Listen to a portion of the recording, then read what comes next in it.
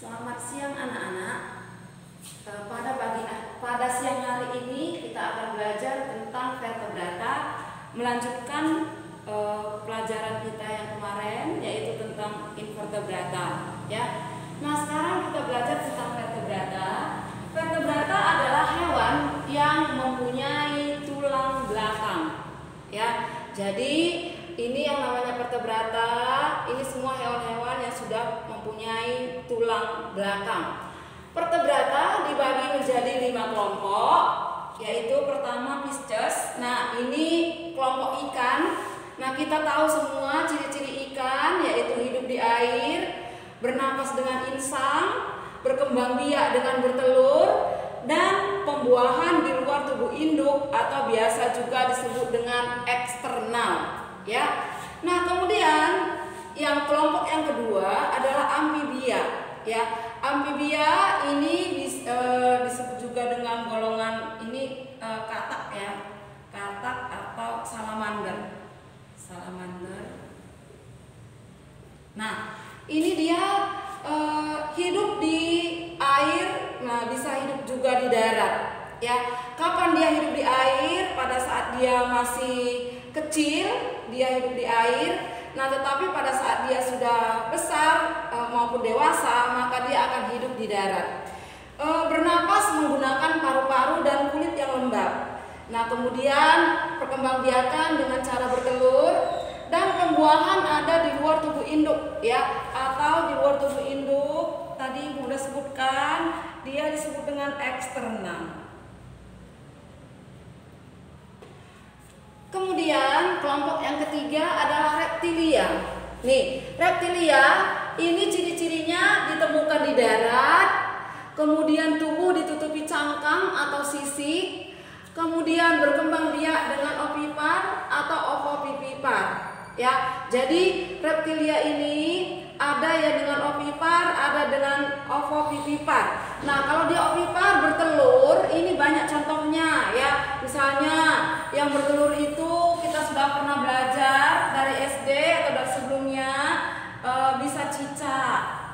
Nah, kemudian buaya dan lain-lain. Komodo ya. Nah, kalau dia ovovivipar, nah ini ada golongan reptil yang berkembang biak dengan ovovivipar. Contohnya ular. Ya, ularnya jenisnya ular boa atau ular deri. Nah, ini dia berkembang biak dengan ovovivipar, yaitu bertelur dan melahirkan.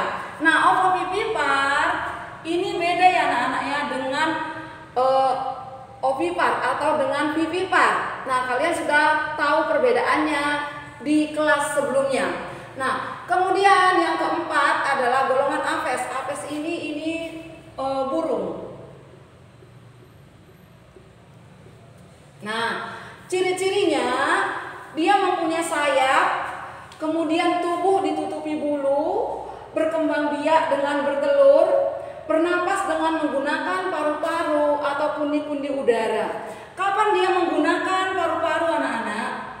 Nah, ini menggunakan paru-paru pada saat dia diam.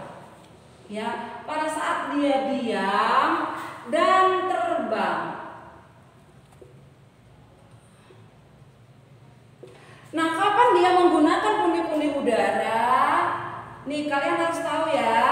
Dia menggunakan pundi-pundi udara pada saat dia terbang dan mengepakkan sayap. Ya, ini terbang dan mengepakkan sayap.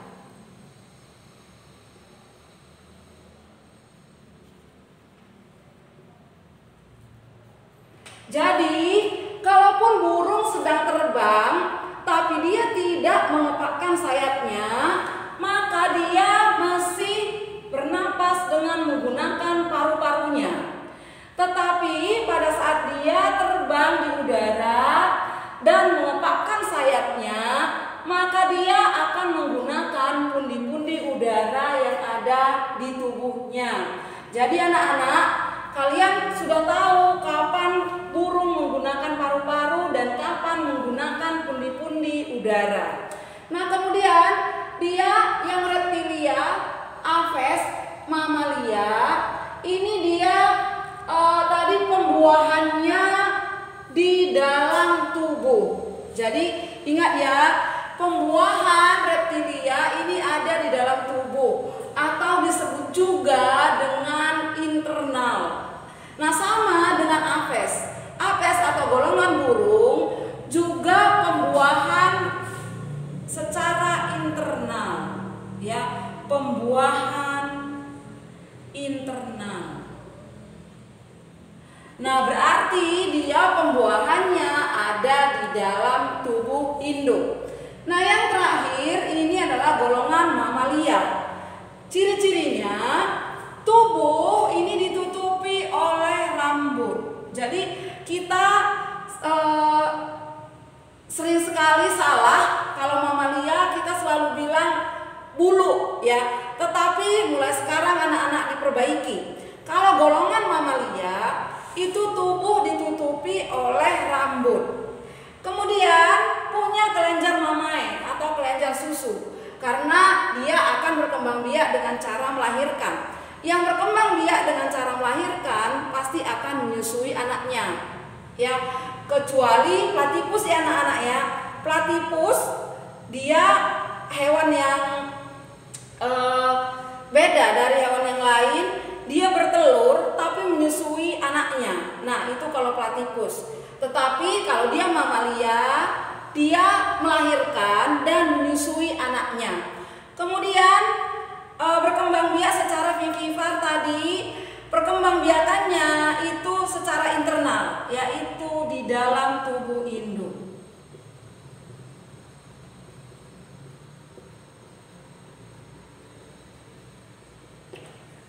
Nah, setelah ini Ibu akan lanjutkan sedikit pengelompokan berdasarkan pengaturan suhu tubuh. Nah, kalau kemarin ini berdasarkan ada tidaknya tulang belakang, maka sekarang berdasarkan pengaturan suhu tubuh. Karena ada beberapa hewan yang bisa mengatur suhu tubuhnya sesuai dengan lingkungannya, ya. Tetapi ada juga hewan yang suhu tubuhnya tetap. Kemanapun dia berada, suhu tubuhnya tetap seperti itu, tidak sesuai dengan lingkungan. Jadi di sini Ibu akan bagi menjadi dua bagian, yaitu ektoterm atau poikiloterm. Nah, ini dia suhu tubuhnya sesuai dengan lingkungan. Nih Ibu buat suhu tubuh berubah sesuai lingkungan.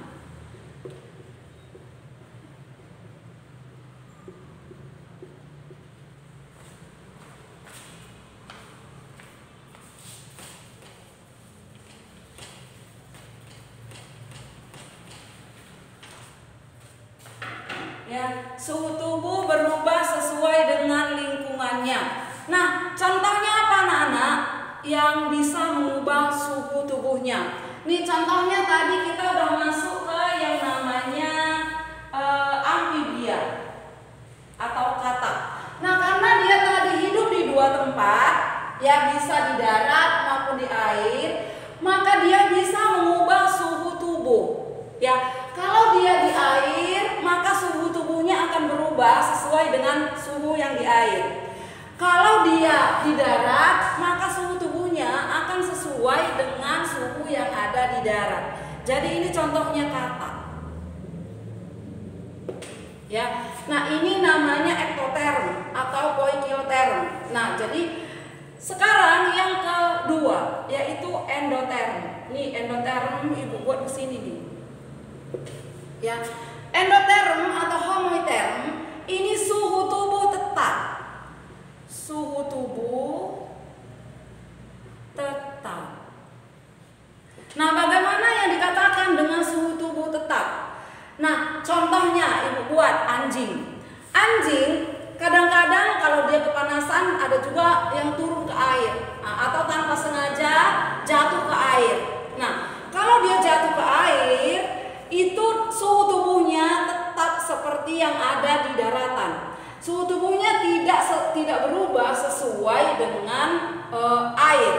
Nah, jadi ini hewan yang mempunyai suhu tubuh yang tetap. Ini banyak sekali contohnya ya anak-anak ya. Yang sering sekali sehari-hari kita lihat itu kebanyakan yang homoiter.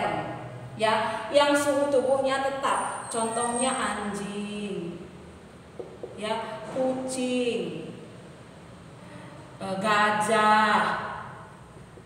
Dan lain-lain. Nah, demikianlah anak-anak pelajaran kita pada pagi hari ini tentang vertebrata dan juga tentang pengelompokan berdasarkan pengaturan suhu tubuh pada hewan vertebrata. Ya, terima kasih anak-anak, tetap semangat dalam belajar walaupun dari rumah, tetap jaga kesehatan.